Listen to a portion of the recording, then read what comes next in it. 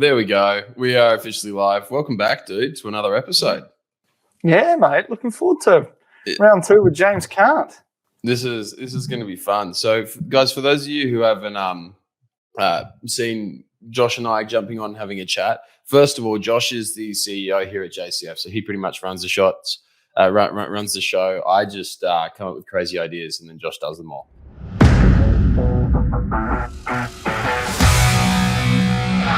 So we just decided we're gonna jump on the tours. We're gonna chat, and Josh is gonna pick my brains about certain things, and we're gonna discuss a lot of topics that I necessarily wouldn't think of. One of my biggest weaknesses is I know a lot of stuff. I've done a lot of things over the years, but I don't necessarily think of it a lot. It's like one of those things where you've forgotten a lot more stuff than what most people know. And so that's where I'm going to just get Josh to come in and bring all of that stuff out. And then hopefully it provides some benefit for you guys. So yeah, this is Josh, and he's pretty cool. He's not bad, even though he's a Kiwi. Yeah. All the sheep were consensual. They were consensual partners. We do our best over here. We treat things well. Give them nice gumboots. Yeah, exactly. Well, mate, I'm excited because, as you said, there's a safe in between those two ears, somewhere in there that has a lot of good information locked away, in the relationship front, in the health front, in business. There's a lot there. And last week we touched on a few things, and specifically actually a few books that you had read. And I was wondering if there's a founding principle that you kind of have now in your life. I know you touched on the idea of the deep stuff last week, but is there anything that you've kind of built in now where you're this is a pretty good philosophy that I have for life right now that's keeping me happy, keeping my business going? Something that you have almost that you put over everything that helps you make a decision. Yeah, the first thing is, number one, you need to have absolute clarity on where you want to go. If you're lost and you don't have a clear direction in terms of the money that you want to make, the job that you want to have, the relationships you want to have with your partner, kids, the people who are most important to you, with the way that you want to look, the way that you want to feel, if you don't have that, you're fucked, right? And most people don't have that. I was talking to a good friend of mine just the other day, and we were talking about, relationships and all that. And he's kind of going through this whole phase now of, sorting his shit out and figuring out what type of man does he want to be. And he was talking, I asked him, I was like, well, what do you want, in a partner? What do you want in a career? What do you want in all this sort of stuff? And he said, mate, to be perfectly honest, I don't know. And I'm well, dude, how can you ever be happy in something if you don't know what you want? And my philosophy is this. If we look at where we're at these days as a society, what we're doing, we're regressing in a lot of ways, right? You see some of the fucking shit that people complain about right now. It just shows that a large portion of society is regressing in a big way. And I think the reason is because we don't actually ever spend any time with ourselves. We don't actually know who we are. We don't know what we want. No wonder all these little whinging little bitches are just complaining about things left, right, and center. If we look, the majority of people just complain and very few people do. It's the reason why Greta Thunberg is popular, like we talked about last week, why Greta Thunberg is popular, and the dude who's actually cleaning plastic out of the oceans, nobody knows who the fuck he is, right? It's because we're so conditioned to complaining.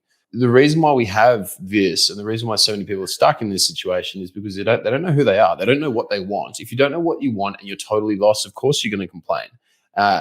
We need to, step number one, figure out exactly who we want to be in every single area, how we want to act, how we want to think, all those, every single part of our life, we need to be crystal clear on that. And then after that, we need to look, okay, this is where I want to be. This is where I am right now. How do I need to act in order to get from here to here? And this just simplifies everything. For example, a lot of people used to ask me, James, how do you stay, back when I was bodybuilding, they used to ask me, how do you stay motivated to keep dieting and training the way that you do? So when I was training in bodybuilding, I wasn't the most talented. I wasn't using steroids. I wasn't doing a lot of the things. I didn't have a lot of the gifts or, the special supplements that a lot of the other guys did have, but I still was winning everything. And the reason why I was doing that is because I dieted better, I trained better, I worked harder, and I was more consistent over an extended period of time. And it was really fucking boring. I was the most boring dude out there, ever. I wasn't exciting. I didn't party. I didn't go get pissed. I didn't go out. I didn't do anything like that. I literally would wake up in the morning, go train, do my cardio, whatever it is, eat my meals throughout the day, sleep for most of it, study for the rest of it, and then go and train again. Like that was pretty much it. That was my whole life. That was all that I did. And people are like, oh, okay, well, how do you stay so disciplined with that? Why do you stay motivated? It's like, well, it's pretty simple because I want to get to here. I'm here right now. This is what I've got to do in order to get from A to B. And when you make things binary like that, it becomes really, really easy. The most difficult thing for the human brain is to have gray area. Whenever we have gray area or ifs and maybes and stuff like that, that's where we fuck up. It's like where you see people say, oh, like using dieting again as an example, oh, I can have one cookie. It'll be fine. It's only one cookie. What does one cookie mean, right? One cookie is like, oh, I can just have one. I can just have two. I can just have 3 and 4 and 5 and 10. Same thing with like drinking. Same thing with drugs. Same thing with, working. A lot of dudes who are like want to have certain things like in their career and they make excuses for it. Right? It's like, it's only one day I didn't do what I needed to do. It's only one little fuck up. And like when we have this gray area you never crack a little, you always crack a lot. And so the more binary we can make things, it's like, yes, I did this. Yes, no, I did not. The more binary we make it, the easier it can be. And it makes things really boring. And the cool thing about boring is effective. Boring just works. Yeah. Okay. You've got like awesome points, like in terms of like knowing what you want. But like as you touched on, like how many guys? It starts all the way at the bottom, right? You ask like a 15-year-old, like, what do you want? What's your purpose? Like, but should they know? I don't know. 15? Nah, probably not. No, probably not, like, right? When you're 15, if you know your purpose, Jesus, like, yeah, kudos to you. But go out and have some fun, make some dumb mistakes. Yeah, okay. I'm gonna grab you on that. But like, as you get older, you've got there's this idea that we should know. This is like, fuck, like you're wasting your life away. You're this long-haired hippie dude, but what are you doing with your life? Go get a haircut, go get a real job. How you talked about like having this connection with yourself, and that helps you find out what it is that your summit is, that is where you want to go. How do you get that connection with yourself? Like, what is that? What does it even look like? It's like anything, just time and practice. That's the first thing. And actually prioritizing it. Instead of going through your phone, instead of going out and getting pissed, like the time for you to learn yourself and to know yourself is when you're bored, right? That's when all the genius things come. There's a thing in business that we see all the time. It's like when guys get bored, they go and create stuff. And the most creative people are the ones who are the most often. And the people who are able to like just sit on their phone and dumb their brain down, sit down and watch TV, like won't be able to be as creative because it's just taking away that spark. When you're able to be bored, when you're able to just sit with yourself and spend that time, that's when you can start actually learning who you are. That's like within our coaching. Like for those of you who don't know, like what we do, Josh and I, we work at JCF. That's our company, and so we do performance coaching for men and strategic coaching for men, and we help them make more money, have better jobs, have better relationships with their partners, kids, and the people who are most important to them, and be way healthier. And one of the things that we always encourage everybody to do is to start utilizing time for themselves. Go see a sunset, go see a sunrise, do some meditation, do some breath work, go do a little bit of yoga, things which are going to like slow your mind down and allow you to actually focus on you and be present in the moment. Because when you're present, that's when you get like true wisdom from within you. You know your purpose. Sometimes you've just got to find it. Does that make sense? Yeah, that does. It's funny though, you say like the boring part. It's like, how many of us actually want to be bored? How many of us go, oh, what an opportunity I've got here to be bored? Yeah, I think that more of us want to be boring than what we would normally think. I was talking to Sackle, like what the CEO, he's not CEO, what's he now? Chairman of Sales Sniper, right? Whatever he is, right? And one of the founders of Sales Sniper. Sales Sniper is a really big sales company. They're crushing it. Inc. 5000, like really, really legit company.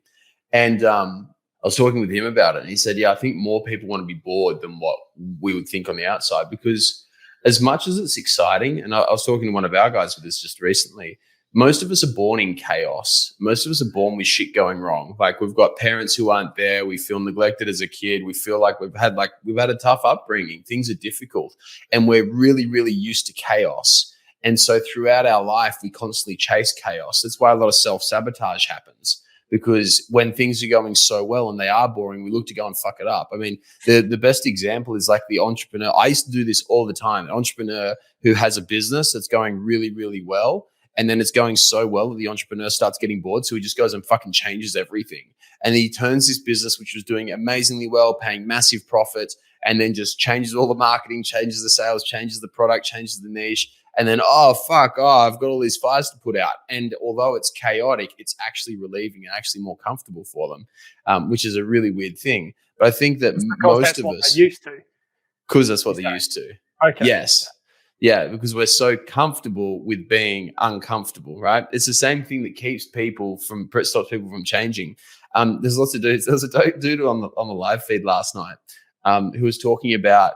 He was just. I saw his comments up after I finished the feed, and he was talking about how he does coke and functions really well, like does cocaine and functions really well.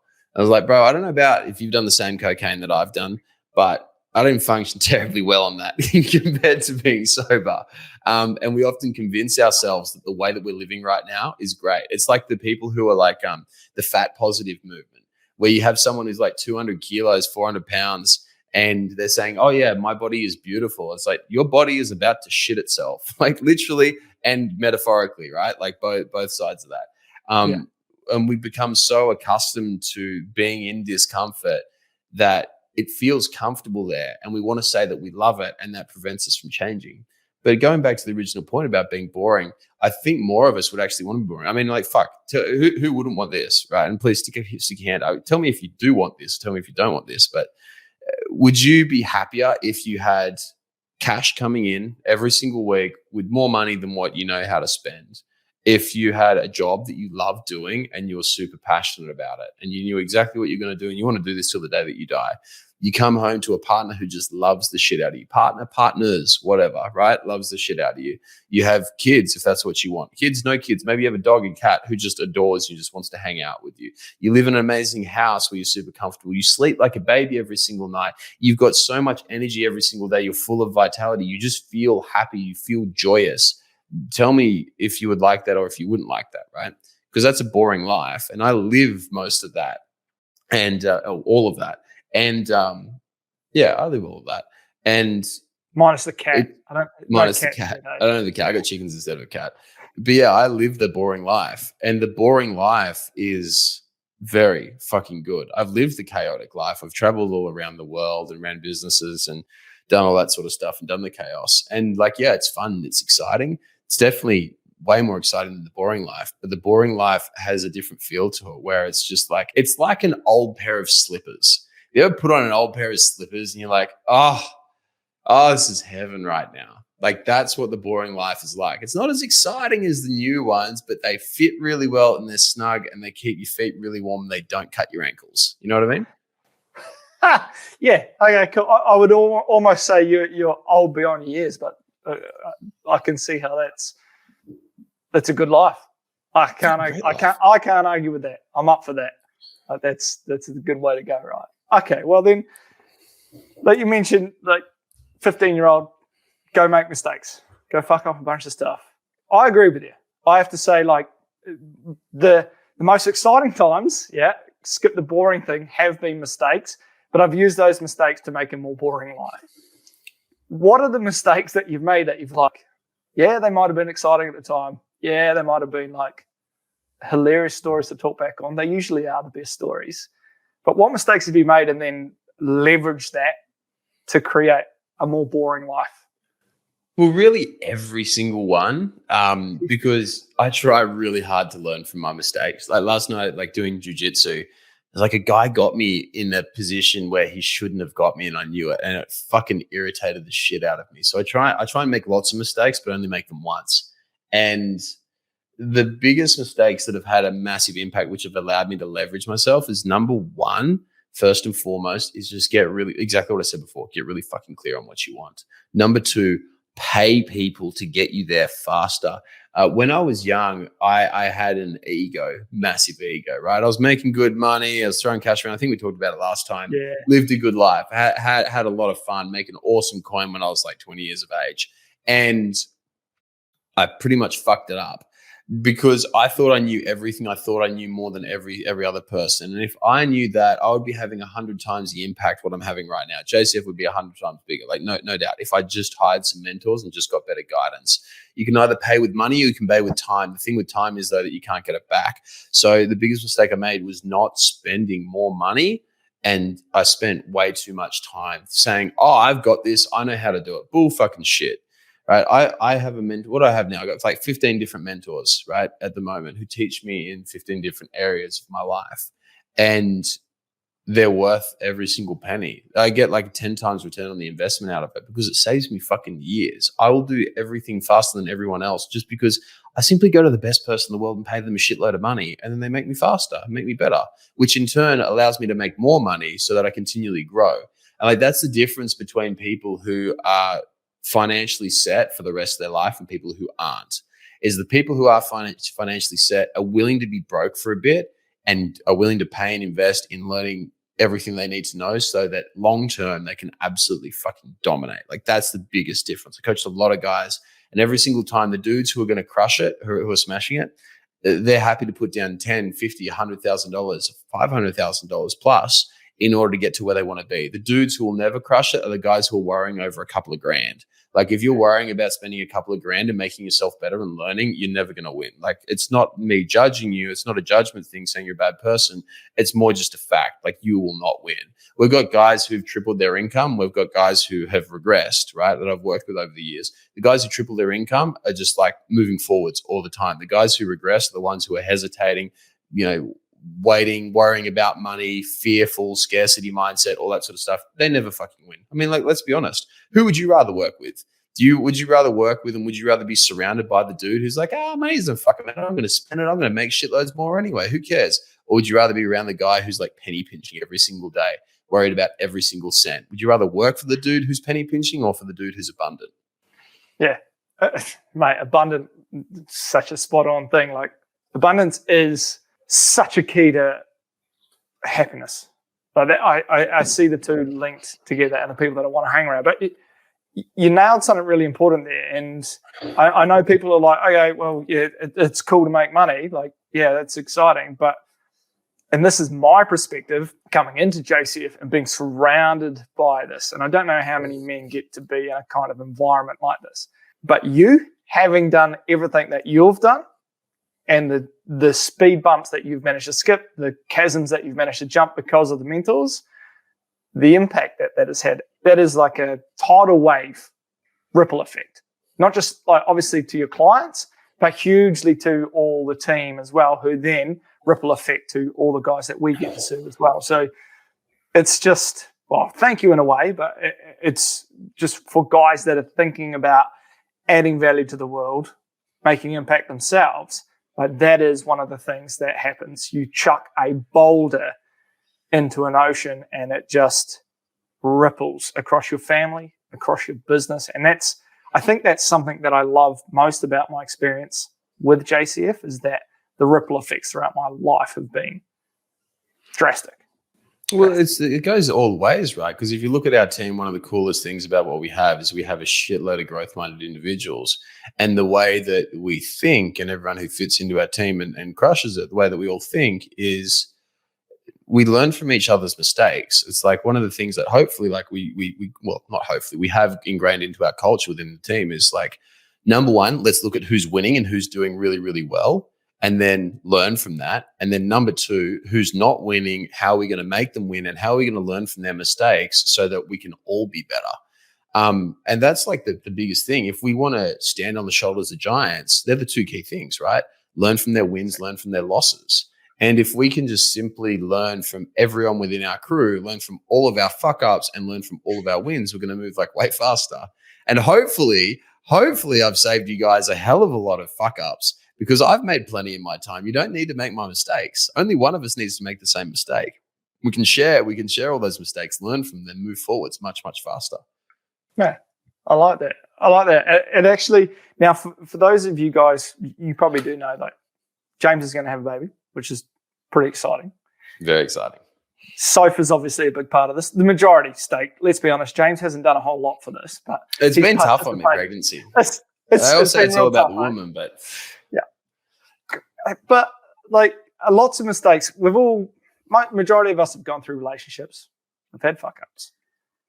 You're batting way out of your league. That's true. Yeah, she's pretty good. How did you connect with Sophie? Like, and what's been the kind of things that have, I guess, that she's taught you? Like, women are essential essence in men's life because they are like the sharpest mirror we will ever look into. They will reflect our greatest weaknesses back to us 10 times fold. So it can be a scary challenge for us guys. Like, totally. How did you guys meet? I've never told you about how we met. No, that's how did you meet? Hilarious. Right. So I had a fucking massive night the night before, and I went to like a bodybuilding comp. I was just supporting some friends there. And so I was not in a good way whatsoever. And I was hanging out with these awesome human beings from a place called the Peanut Butter Bar. If you're in Sydney ever, go check out the Peanut Butter Bar. Everything is just made with peanut butter. And it's delicious. It's just the best thing. And the owners of it are just the most incredible human beings. They're awesome. And so I was hanging out with them. And so this little, sexy little bikini model comes over and asks me to save her a brownie, right?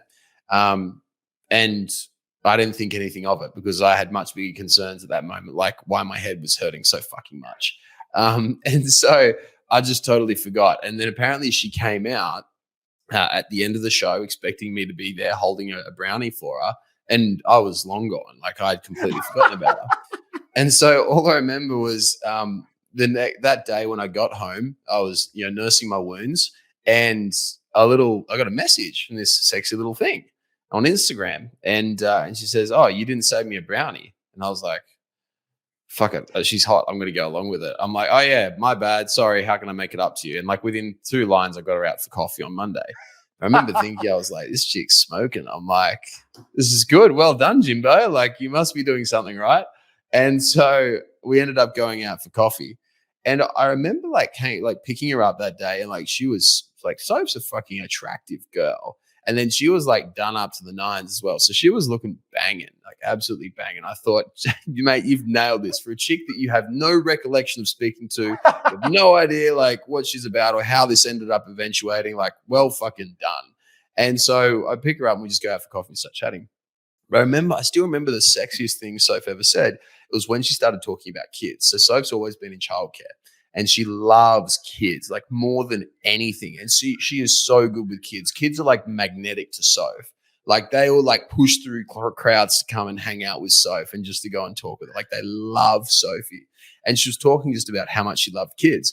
And I remember at that moment discussing with Soph afterwards, she was like, at that moment when she said that, she was like, fuck, I've just completely fucked this. And I'm like, that is the sexiest thing that I've ever heard.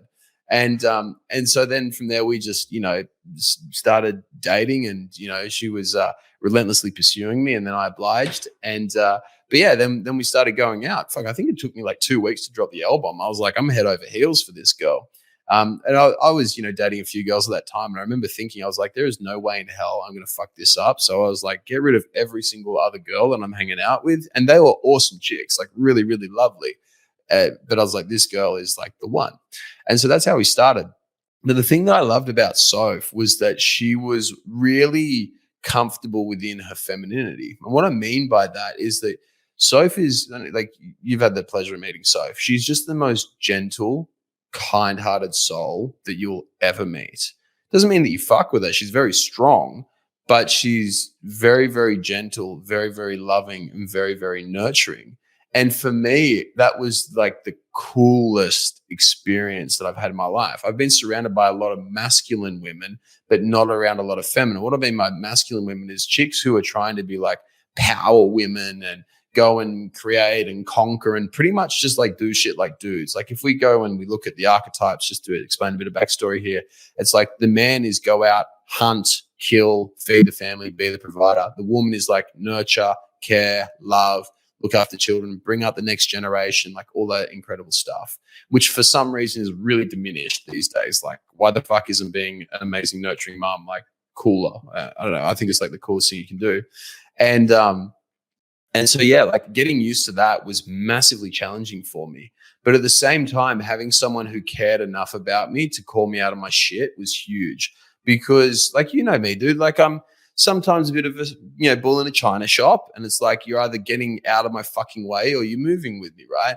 And having a female, like a woman who was willing to stand up to me and slap me in a really loving and kind, caring way with only my best interest at heart was really, really tough for me, like really, really tough, because up until that point, I never had a feeling like anyone actually cared about me, like actually cared deeply about me in my best interest enough to like say, shut the fuck up, James, you're being a dickhead. And so having Soph there was hugely challenging, but also the best thing, because if you look at how everything in my life has gone since I met Soph, it has just gone up. And she has just been the most incredible, incredible partner. The saying, like, behind every strong man or every good man is an even better woman. It's like, it's totally true. There is no way in hell we would be doing what we're doing right now if it weren't for Soph. No way. No way. And so that was probably the biggest challenge, having someone who actually cared enough about me to challenge me, to like really to directly and strongly challenge me. And then the second thing would be not being so masculine. So for me, I went to boarding school, and in order to survive boarding school, you have to be hyper masculine in a lot of ways. I played rugby, I lifted weights, I did all these things where it's just like macho man, macho man, macho man. And Soph pretty much challenged me to be able to be softer, to actually be capable of loving, to be able to do all those incredible things that we talk down about. It's like telling your I never used to tell my family members that I love them, right? Like feeling awkward about telling them that I love them, telling my brother, telling my sister, mom, dad, my granny, like all those people, like not being able to tell them that I love them. And being with Soph made me so much more comfortable with being able to do that, because, hey, it doesn't mean that you're weak. You actually have to have a very high level of strength to be able to be vulnerable enough to convey that you love someone. You know what I mean? And just doing it in general, because, boarding school, it's like you tell another man that you love him, you're gay, right? And so I tell all of my mates now that, of course, being gay is horrible, right? The worst thing in the world in a teenage boy's mind. But that was probably the second thing, was like challenging me to be, not going to say more feminine, but to be able to be more loving and incorporate that very important aspect of masculinity. I want to dive in there, because femininity and masculinity, like two things that that probably gets thrown around more in society now, but with the understanding that people think it's male, female, masculine is male, feminine is female.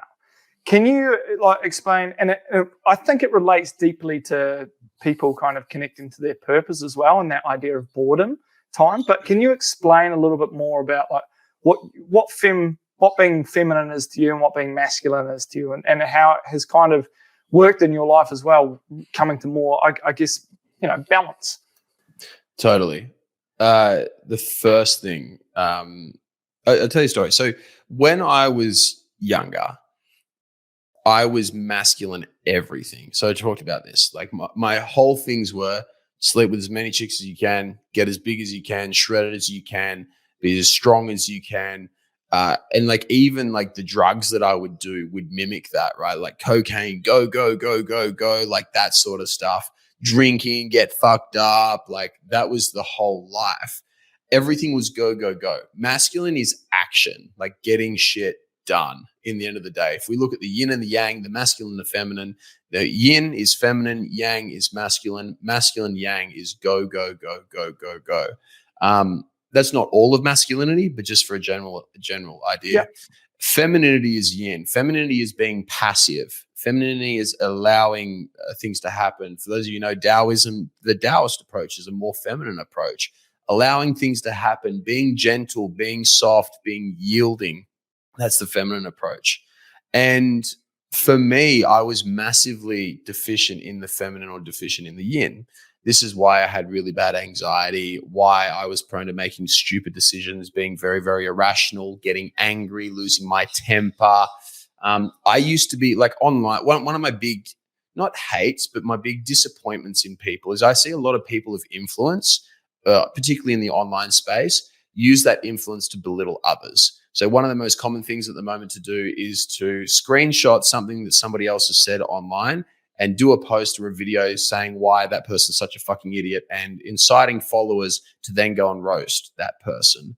And I think it's just such a disappoint. I can understand from the marketing perspective, but fuck, like, Jesus, you're better than that. It's such a disappointing thing to do.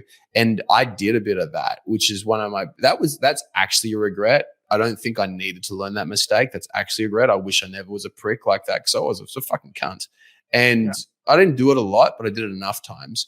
Doing things like that is when you have somebody who has no control of their masculinity, right? And they have a total deficiency in being feminine, being caring, being loving, and being nurturing.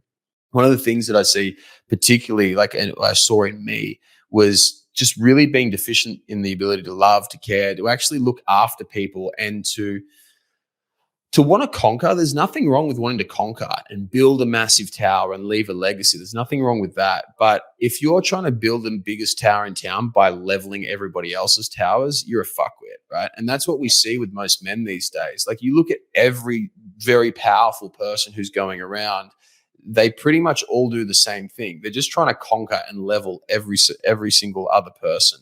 Whether you're Nancy Pelosi and you're insider trading, or whether you're, some bloke who's invading another country, or you're just some, person on social media roasting somebody else, it's still the same thing. It's this masculinity gone wrong. And for me, being the deficient in the feminine side and actually being able to be caring and be nurturing had a fucking massive negative part of me. Now, by the way, can you direct me back to the original question? So just to find the masculine and the feminine, what was the other part of it that I had to go through? Do you think that, well, like you mentioned, it's society looks at women and being like, fuck, childbirth and like bringing up a kid, that's not important. We're over here like building shit. Like, this is what's important. This is why men are so important, because we need to build shit. And it's like, fucking hang on a minute, mate. Like, do you think that issue there is directly related to the fact that we struggle with boredom and sitting in a space where we receive, which is feminine, which is creative, which is like, what the fuck am I doing with my life? Well, if I go and be bored, maybe I can actually find out. That's an awesome question. Dude, I love that you asked that question. That's an awesome synthesis of two different topics. That's beautiful. Yeah, totally. Because we feel like we must be doing something. If we're not doing anything, we are inadequate. If we're doing anything feminine, passive, yin, is inadequate or it's bad. And it's just such a stupid idea that we have to be always going. I used to have an obsession that I had to be working all the time. Therefore, that meant when I was shitting on the toilet, I would be texting. I'd be doing something. I'd be responding to DMs. I'd be calling people, right? I got taught this thing by a ex's father, right? Doctor, very, very intelligent guy. He had a system for talking to people on the toilet where he'd talk, chuck them on mute, drop off a couple of kids at the pool, right? Unmute again, talk again, mute, flush, wipe, get out, the whole shabam. And he'd have this, like, a whole system of doing that. It taught me. I did it for years as well. And the idea that you have to be busy all the time is crazy, because it's feeding into exactly what you said, that if we have to be busy all the time, we actually don't have any time to think. And if we talk about in business, right, we've got Abundant coming up. So for those of you who don't know, Abundant is the new event that we're running. So we've ran the Man Weekends. You've probably heard about them. The Man Weekends, it's now named Uncommon. That's what it'll be called from moving forwards.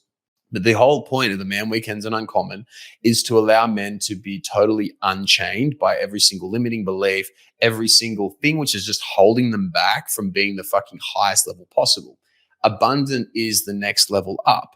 And Abundant, the whole purpose of that is to allow people to make more money, to have better relationships, and to lead at a much, much higher level.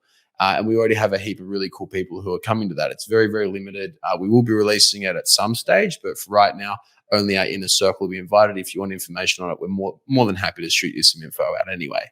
And with the purpose for Abundant is to allow people to absolutely dominate. But in order to dominate, you need to think. And one of the things that we get everybody to do at Abundant is to get crystal clear on exactly what they want and spending enough time and learning how to spend enough time to think and create. One of the things we're going to be talking about at Abundant is what I call efficiency dialers. Efficiency dialers are, let's say that you're making $50 an hour and you're working 40 hours a week. Well, that gives you $2,000 a week, right? How do we make $2,000 in less time? We dial up the efficiency dialers. Therefore, if we turn our $50 an hour into $100 an hour, we work 20 hours a week. That gives us extra time, an extra 20 hours to go and create and build and develop stuff, which is freaking awesome, right? And the only reason why the efficiency dialers can work is in the present. We need to be able to be yin and think. We need to be passive. We need to relax. We need to be able to have stillness of mind. There's a very famous philosopher and Roman emperor who I'm a big fan of by the name of Marcus Aurelius. If you haven't read Meditations by Marcus Aurelius, I highly encourage you to do so. And one of the recurring themes that he talks about is a healthy mind is a still mind. The only way you can be mentally healthy, the only way that you can lead massive change, and the only way that you can be an effective human being is by allowing yourself to have more time. And this whole thought around you need to be busy, you need to be doing stuff, hustle, grind, all this sort of stuff is so stupid. No wonder we have rising mental health issues when every single person is trying to do shit all day, every single day. No one just sits around and chills anymore and thinks and creates beautiful ideas. Or very few people, I shouldn't say no one, very few people do that. More people feel like we have to go out and do stuff and be like me and text and take phone calls while you're doing it too. It's like, give yourself time to think, because in the thoughts, that's the greatness. And if we look at us with JCF, like we grew JCF 252% last year, and I went from working 70 hours a week down to 20 hours a week, right? It's pretty cool, right? We did pretty fucking well. And the only reason we were able to do that is because I booked out Thursdays. I start now book out Thursdays, and I have the whole day of stillness on Thursdays, where the only thing that I do is I sit and I think and I create. And funnily enough, our products have gotten so much better. Our ability to serve men has gotten so much better. Our results have gotten so much better. And more people want to work with us, all because I gave myself the time to think. Of course, before that, I have strategies around it and structure. It's not just like, oh, I'll think and go off with the pixies. There's a reason. That's what I have my mentors for. And I pay them $300,000 a year to keep me on track with that. The Thursdays are for thinking and stillness. And when you have that, you're able to dial up all those efficiency dialers. So instead of making $50 an hour, you make $100, $200, $500,000, $5,000, $10,000 an hour, and your whole progress just goes through the roof. Yeah, I think it, like the mindset and the anxiety problems, especially in like the men's world, we've had some pretty tough kind of news where I live, just all around men. And I'm like, the world talks about this problem like capitalism and wanting more and more, and I'm like, sorry guys, but the problem's not with wanting more. There's nothing wrong with wanting more. It's like if you just want more for the sake of more, that's a problem. That's the issue. You don't even know why you want more because you've spent no time receiving, understanding, or even asking yourself, like, what is it actually that I want? Why do I want that? Is this actually important to me? Rather than going, like, my next door neighbor's got a like bigger car than I do.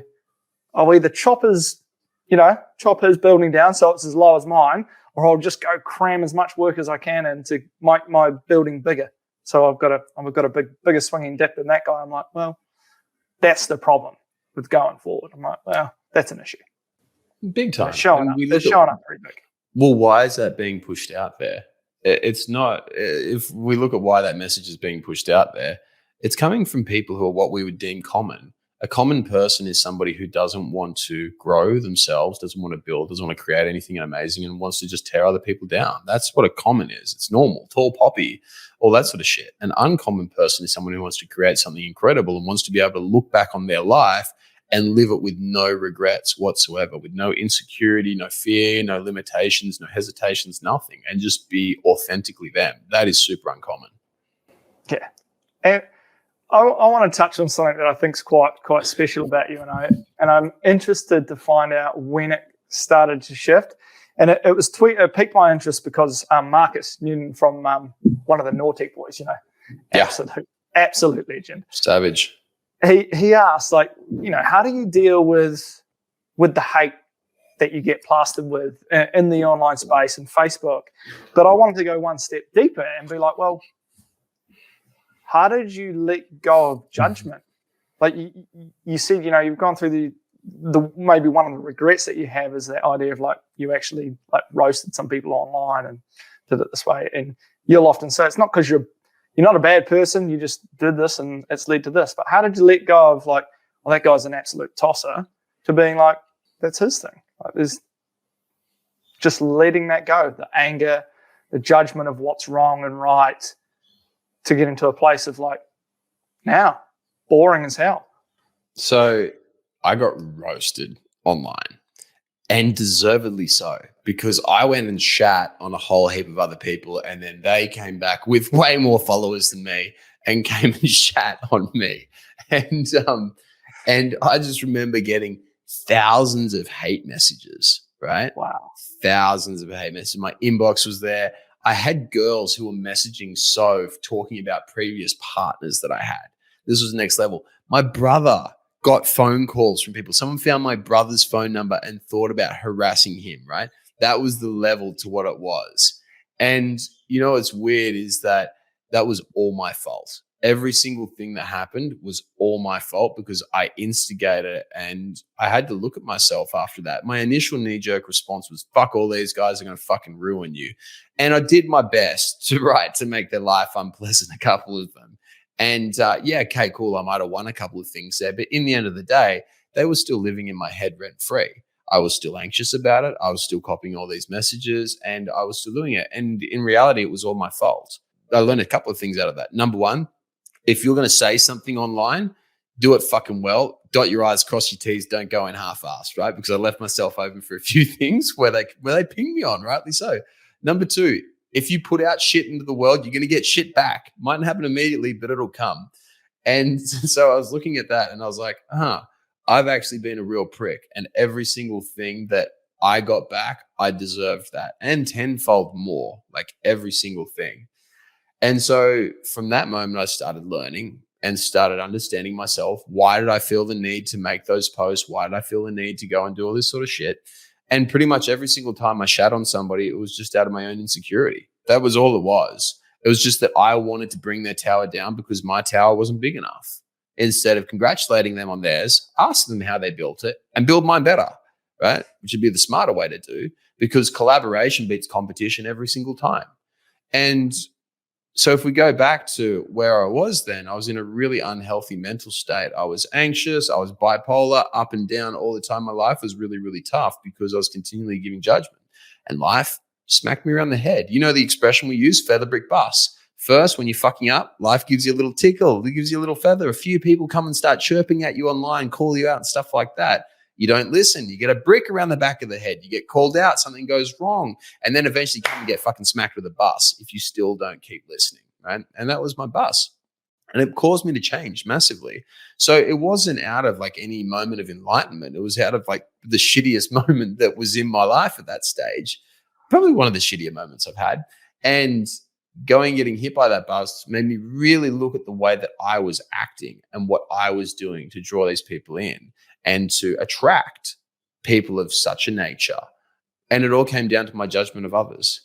And the more that I judged others, the more that I judged myself. The more that I judged others, the more that I put it out there, the more shit that I got coming back. And the judgment is just circular.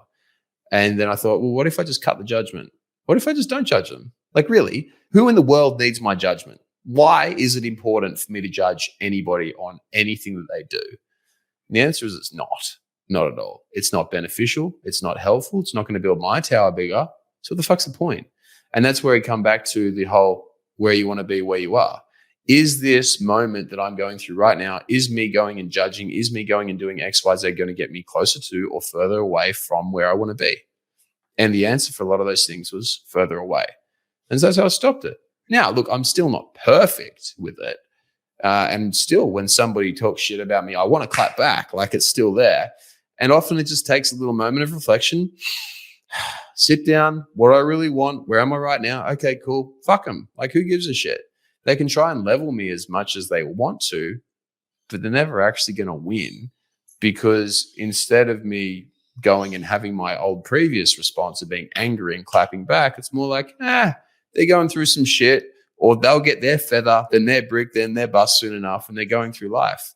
You know, That's just how it's going to be. But we cop a lot of shit. I got one this morning. Some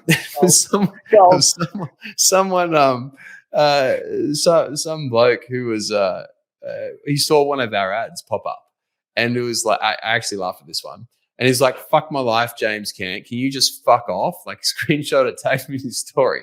I was like, dude, you do realize that in order to see our ads, you have to engage with our content, because the Facebook algorithm won't pick you up unless you engage with my shit. And I just thought, I had a laugh. I didn't say anything back. I was kind of tempted to have a little smart ass thing just to wind him up a little bit more, but I didn't. But it's like, you look at people who are judging, it's like, dude, like, you don't realize how much of a fucking idiot you look like right now. And it's like, we've got one video that we put out where I'm talking about, guys who are doing really, really well in business, but the rest of their life is falling apart. And I get all these people who get really, really triggered by it. And if you go and look at them and you look at the way that they're talking, they're all very successful and their lives are falling apart. And whenever we cop hate, it's generally because I've hit a nerve with somebody and they're too insecure to actually recognize that and identify it and then move forwards and do something about it. So the easiest reaction, rather than recognize that I have a deficiency within myself, is to go and spurt hate out and get that anxiety, get that angst, get that feeling of insufficiency out, instead of fixing the fucking problem. And so really now, if I look at it, okay, cool. First of all, there's always the part of me which wants to clap back, right? Definitely, always is, always will be, most likely, right? Unless I get full Zen and reach enlightenment or whatever, which probably won't happen. But there's the first reaction, but then the second reaction, when I actually take 2 seconds to think about it, I'm like, oh, he's just a poor lost dude. Leave him alone, James. Don't make his life any shittier than what it already is. Yeah, I think that's key. It's amazing when you get there and you kind of go, and then you're like, oh, actually, hang on. And then you go a little bit deeper, and then suddenly empathy develops, and you're like, fuck. Maybe he's just broken up with his girlfriend. Maybe he's just lost his job. Maybe he's just having a real shit time. Maybe he hasn't had the opportunities that I have to even just learn these things, to enjoy a more boring life. It's like, then it hurts a little bit more, actually. You're like, far out, I feel for this fella. But what I think if there was a formula, it'd be out there already. But what do you think it is that changes the guy who will continually live in that, fuck it, I'm taking a screenshot, I'm going to waste 5 minutes of my life and tell this guy how much of a dick he is, to then going, I'm just going to let that go. And what's the point in judging that? I'm just going to move on. What do you reckon it is? If we look, like, in order to be able to comment, like, people always do things for a reason. And in order for us to take action, there has to be a certain pain or reward which prompts us to take action. If somebody is marketing online and they're doing what we call beef marketing, which is where you just talk shit on everyone else and then hope that people like you out of it, they're going to make money out of it. Some people have built big businesses on that. In the fitness industry, they're famous for it. Like, beef marketing is like the thing at the moment. It's what they all do. But on that, there's a funny, on a side note, there's a really good marketer by the name of Frank Kern. And he always says, I often find that people who are carrying pitchforks and torches often don't make the best customers. So if you're just inciting violence and hate, generally you don't make as much money as what you could if you were just positive and you inspired people, right? And got them to think in a different way. But anyway, so there's the first motivation, is someone who is just wanting to make money out of it. And you know what I find hilarious on that is that so many people follows these guys who do beef marketing. And they say, oh, yeah, you're changing the industry. You're calling out all the BS. You're doing all this stuff. Go for you. Call out all those people. And I'm like, dude, like, he's just doing this to make money off you. He's not doing it for you. He's not the people's champion. The people's champion kills ideas, not people, right?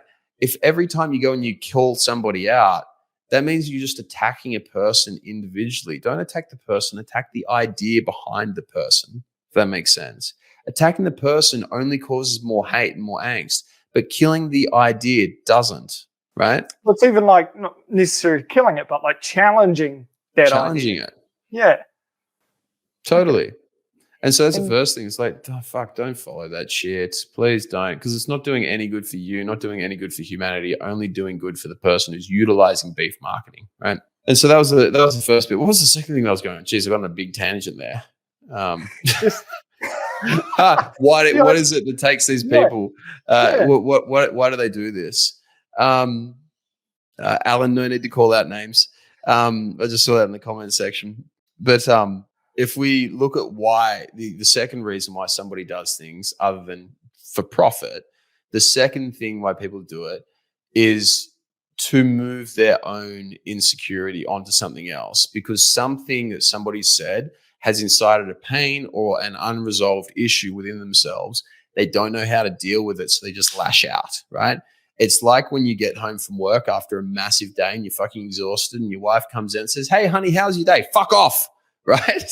Because it's totally irrational and totally unreasonable, and it doesn't make any sense because it doesn't make your situation any better. It doesn't make anybody's situation any better. All you do is transfer hate, and that's it. Because emotion is energy in motion, right? And this energy that we have within these emotions, if it is not transformed, it's transmitted onto somebody else, and we keep passing it around. And so if we read something and we're triggered by it and something impacts us, the most common response is to just go and pass it on. Like when someone calls me out my shit, I want to just go and clap back. Or I can transform that information, push it into that energy and that emotion information, transform it into something which is going to be more positive, and then let it go. I think you've touched on something massively that I kind of asked earlier about, like Sophie and how she reflected things to you, but she was it sounds like you were at a real good point in your life where you were not happy, but in a place where Sophie could reflect back, slap you for it, and you could actually sit and go, rather than going, "Screw you, like you're a dick for telling me the truth," you could actually go, "Ooh, okay, that's in me. How do I move this? How do I reflect on this? How do I make this into something else and then let it go?" And I think for men, I'll be honest, I think 99% of people want to be in a relationship that they love and enjoy. And I think for men that is one of the biggest challenging things. It was, and I'm going to butcher this quote, but it was actually a little meme thing that I saw, and gosh, especially if you're a woman listening to this as well, it's a little bit kind of on the edge, but it was like, women's purpose is to help bring men to their light, to their purpose. Man's purpose is to protect women so they can roam the earth and do it.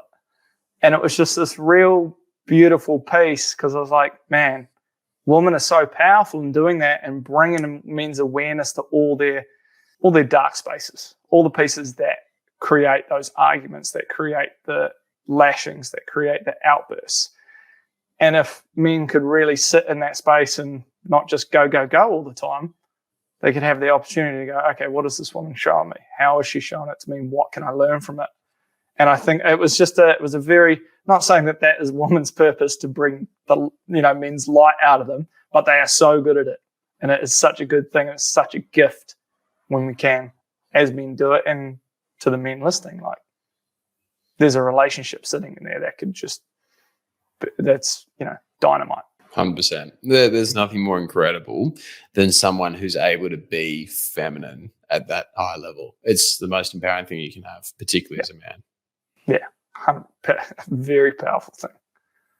Well, man, like, I appreciate you. I appreciate the time, and I appreciate you sharing these bits of your life as well, and these lessons that you've learned and how they've impacted you. I think it's awesome.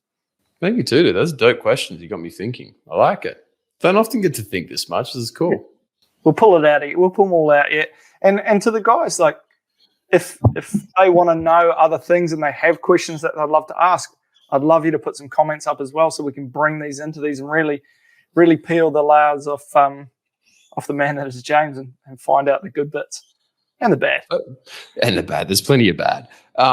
If you want to learn anything about me or my thoughts on anything, please feel free to comment, just like Alan's been doing. Like, dude, I love your comments. By the way, shout out to Alan Willis. Like, you're a legend, dude. Alan's just said something about the feminine. He just said they're good at bringing the unconscious conscious, but some of them just aren't good with what comes up. I love that, dude. Well said. Well fucking said. I'll start that so it can come on the screen. Like, that's dope. I love that. What a brilliant way to finish. But yeah, dude, guys, hopefully the reason why we're sharing this, the reason why we're doing this, is one of the things that I'd like to do before I die is disperse all of the information that I've learned over the years. So a little backstory on me. I had a mentor who actually helped me pulled me out of having bipolar, anxiety, like suicidal thoughts, like massive bad digestive issues.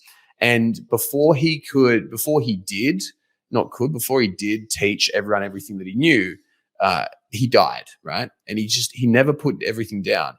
And so I've accumulated a lot of knowledge from a lot of amazing people. And so what I'm going to try and do is leave it here for you guys before I die, because I will die eventually. I don't know when, but it'll happen at some stage. And I don't want to make the same mistake as him of not getting out valuable information that would be helpful for the world.